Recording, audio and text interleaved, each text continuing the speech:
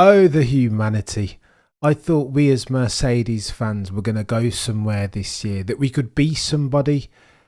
But yet again, Mercedes spit in the faces of all those who had optimism and had hoped for some results for nailing this, the final year, the victory lap of one Sir Lewis, Carl Davidson, Hamilton. It's not going to happen, is it? Let's all put on our reality caps for a second. No chance, Cameron. What are you talking about? You expecting Santa Claus to come down the chimney and deliver your Christmas presents as well? Is that the level of copium?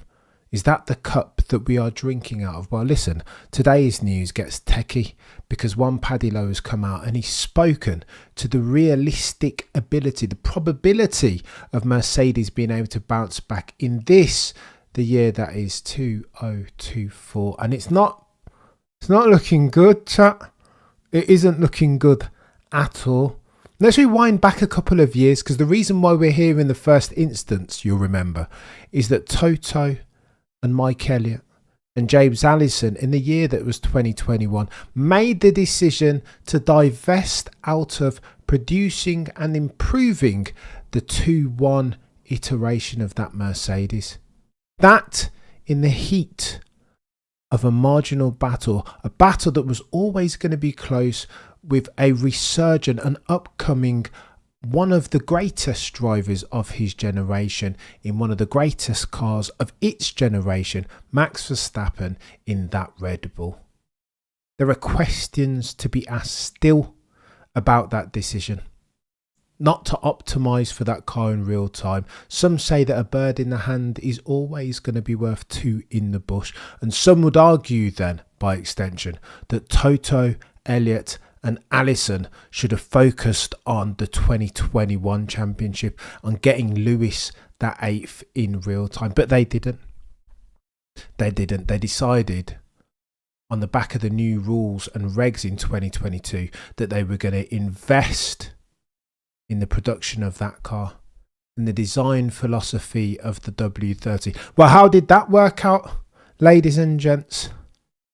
If my memory serves correctly, no bueno. That was zero pods. That was peaky performance curves that they couldn't access in real time. No bueno. And even worse than that, what did they do in 2023? Rather than fail fast as any good pioneering leader would do, they continue to bark up the incorrect design philosophy tree. Remember, Adrian Newey will tell anybody that's read his book that it's all important to have a malleable chassis that's as good in as many different circumstances, physics, as possible. Have a chassis that's malleable, reduce its aerodynamic sensitivity to suspension and ride height. Oh no, though. Not Toto Wolff, not Mike Elliott, not James Allison. They invested in this mythical peaky performance curve in 2022, didn't they? And 2023 there on in. Oh, this car is fast. All our data in the sim and CAD and CFD and wind tunnel is telling us that we have one of the quickest cars on track. But where was this in practice? Listen, if a tree falls down in a forest and nobody hears or sees it, did it really fall down? And that's what we were dealing with in the W13. And sadly for Mercedes, in the W14, friend of the channel Bryson Sullivan, aerodynamic goat, says always that you need to humble yourself before nature. If you're seeing the results in the wind tunnel and in CFD, it matters not. If when you get to testing, when it's race day, when it is the pay sessions, you can't translate those results. And that's what happened to Mercedes all the way through 2022, didn't it? Until Red Bull dropped the ball as far as their setup in Brazil, and that led to a George Russell victory. And that victory, that green shoot, meant that they followed through, continued to bark up the incorrect design philosophy tree. That was the zero pod concept through to 2023. Oh, the humanity. What are we doing? This is ridiculous. Much to the disenchantment, disappointment even, of Mercedes and Lewis Hamilton fans all around the world. Even 2023 happens And at race 1, Toto Wolff does one of these. Mea culpa. It's not good enough. We don't have the pace. We're going to have to change it up. What are we doing, Toto? You mean to tell me then that we went through the whole winter, the entire off season, and we couldn't happen upon that reality then? That's what you're telling me, Toto. This makes no sense. Now, some would accuse Mercedes of late, over the past 3 years, of exhibiting god-tier technical arrogance. And surely then, rolling forth that incorrect design philosophy with peaky performance curves, the likes of which no one in all of F1 history has ever been able to access, is that manifest technical arrogance. My guy Peter Winter has told me a very many anecdote on the F1 Hour in particular about how Peter Wright, god of all things ground effect, had written to Toto Wolff and their designers and warned them about the new rules and regs and the ground effect dilemma that they were going to have to solve for as of 2022. Zero response. Toto, Mike Elliott, James Allison, they know best. They're gonna dance to the beat of their own drum, always. But that comes with pitfalls. And one Paddy Lowe, ex-chief director of Mercedes from 2014 to 2020, has alluded to that today in an article, in an interview given to motorsport.com. Paddy Lowe says Mercedes faces a very difficult F1 conundrum. If they are to recover, if they are to bridge the gap to race lead Red Bull after having taken a very many wrong turns, this is chaos. The article reads thus: Mercedes dominated the series during the previous era, winning both drivers and constructors titles every year between 14 and 20. And this is the problem, right?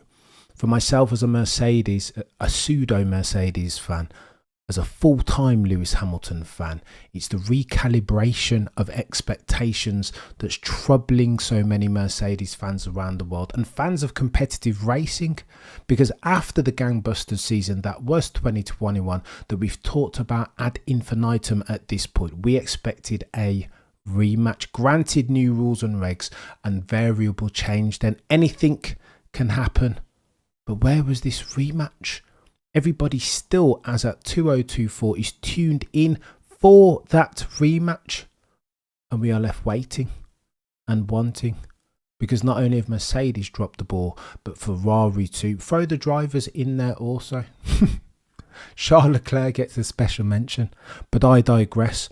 The rules overhaul in 2-2, reads Motorsport article, left the team on the back foot and has so far been unable to recover to mount a challenge for race wins on a regular basis. Oh, the humanity. What are we doing? Peter, you're a legend, Big Evil. In memory of... Oh my gosh, Peter. R.I.P. R.I.P. Mumsy, Peter. I love that, sir. Thank you for continuing the support, man. So let's dissect this. The 2022 team left on the back of... Okay, so here's what Mercedes did do so successfully. You know when people say engine merchants? Here's what they mean by this. That during the period of success from 2014 through 2020, Mercedes managed to build a car that leveraged their expertise as far as their power unit. However, the downside of that is that inbuilt within that design concept, their design philosophy was this tack on downforce. Never once did they have a car as aerodynamically efficient as what we're seeing being produced by Newey, Vacher and Balbo from 2021 to 2023. And so you take away DAS, or you take away the engine, or you take away party mode. It had these Achilles heels, these vulnerable soft underbellies, these bits that you could take away from the Mercedes to pinch it back to level the playing field. This, in stark contrast, is what Red Bull, what the RB20 doesn't have. Doesn't have a single point of weakness, and that's what made Mercedes vulnerable going into the new rules and reg change that happened in 2022. But I digress. A change to its car concept in 2024 appears to have failed to help Mercedes lift its form, with George Russell saying that after the Miami Grand Prix, the team needed to accept it was the fourth fastest at the moment. So Many of the Lewis evangelists and technical expertise said that at some point during a second stint at the Miami Grand Prix that Lewis indeed was driving the fourth quickest car on that grid. I pitched this at my guy Peter Windsor, and he said, how is Lewis in 2024 having to fight with Checo Perez and K-Mag et al? It's not good enough. And that forced me to reevaluate my perspective, because it isn't good enough. Lewis Hamilton at the age of 39, his career is a wasting. He needs to be driving up front if his ability is anything to go off, if his achievements and his records to date, the accolades are anything to go by. As F1 fans, as a sport enterprise and entity, sports/entertainment, we need to see the likes of Max and the likes of Lewis, likes of George and Charles Leclerc competing up front, surely. So Mercedes, Ferrari, I feel like they have let us down from a competitive standpoint. That's just my 2 cents.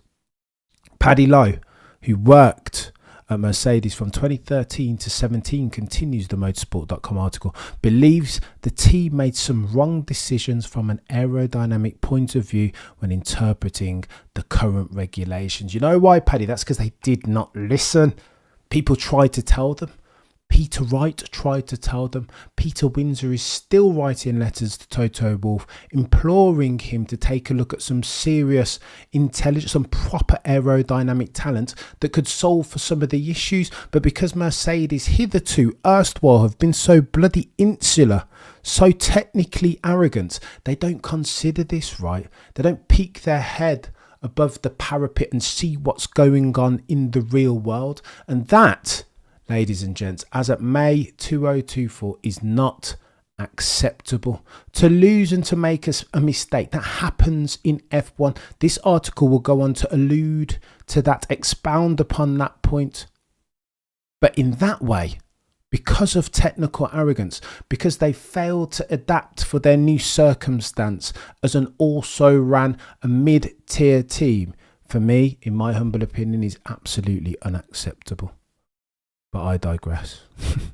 Speaking to motorsport.com in an interview, Lowe said, I have a lot of sympathy, and in fairness, if you talk to teams that are doing well, if they aren't too arrogant, they will say you should count on having good fortune in this sport when you have a good car. Don't assume it was always from your own brilliance. And this, ladies and gents, is what I feel is the trap that I feel Toto, Elliott and Allison have fallen into.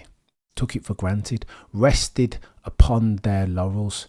That is a message that most of us have learned over the years. Most, critical words here, most of us have learned over the years, says Paddy Lowe, ex-chief technical director of Mercedes during the glory years. Mercedes have made some wrong turns aerodynamically. The tools that we used, the tools that we use are incredibly sophisticated, wind tunnel, CFD and so on, but nevertheless highly flawed, and all teams will admit this. Therefore, peek your head above the parapet now. See what's going on in the real world. If around 90% of the tracks you have a zero pod concept that fails, granted peaky performance curve, but if you can't access it with any sort of frequency, then what are we doing here? This is nonsense. F1 baloney that Mercedes, with their history of success, are here as at May 2024. That's difficult to recover from, says Paddy Lowe. And we've talked about this on the channel. Expediting your learning curve in modern day F1 is super difficult. That's why Adrian Newey in his book, and any time he's before the world's press and media, talks about iteration. It's evolution, not revolution. You want to fail fast and first, and make sure you're barking at the wrong tree anytime there is new rules and regulation. That's why He's a key man, Adrian Newey, now more than ever as we head into the new rules and regs in 2026, because he gets it from all perspectives. You saw him racing at the Monaco Classic today. He's a racing driver, a race performance engineer. He's a mechanic, an aerodynamic god as well. And also he's going to comb through the rules and regs with a view to avoid tax.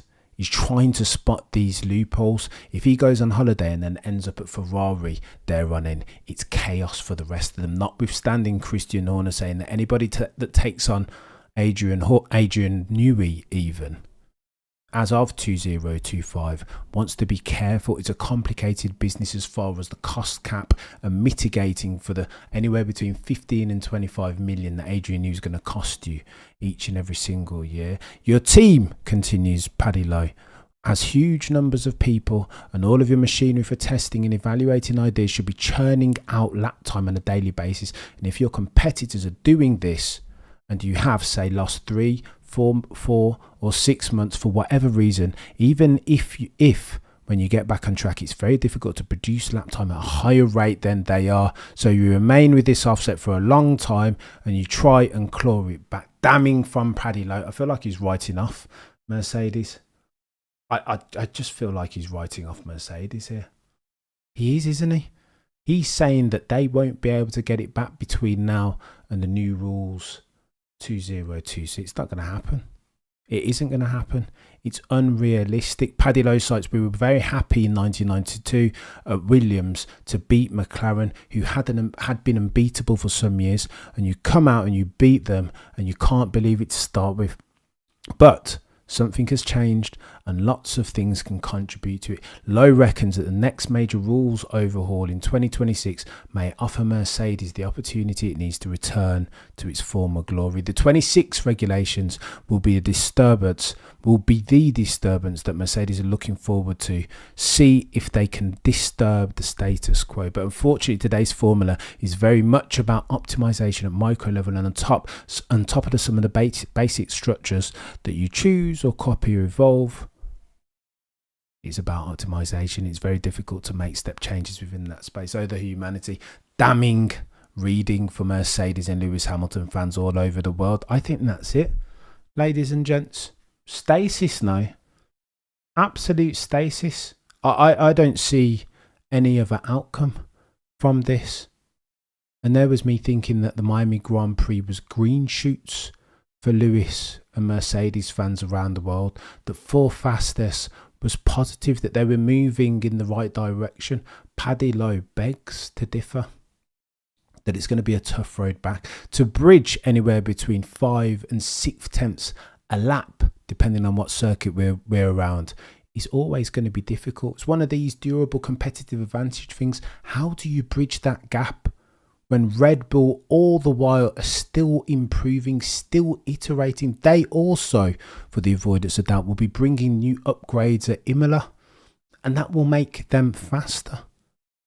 So how then do Mercedes solve for this ever-evolving Rubik's Cube that is trying to increment for lap time in 2024? Steve A, I have no clue, genuinely. No idea. They should, though. Multiple time winner, God tier leader, pioneer in Toto Wolff. They should know. And I think the fact that they're not making progress, the extent to which they're getting gapped by the likes of Ferrari, by the likes of Red Bull, is the source of much consternation and puzzlement as far as Lewis and Mercedes fans all around the world. And that, chat, is super sad. But I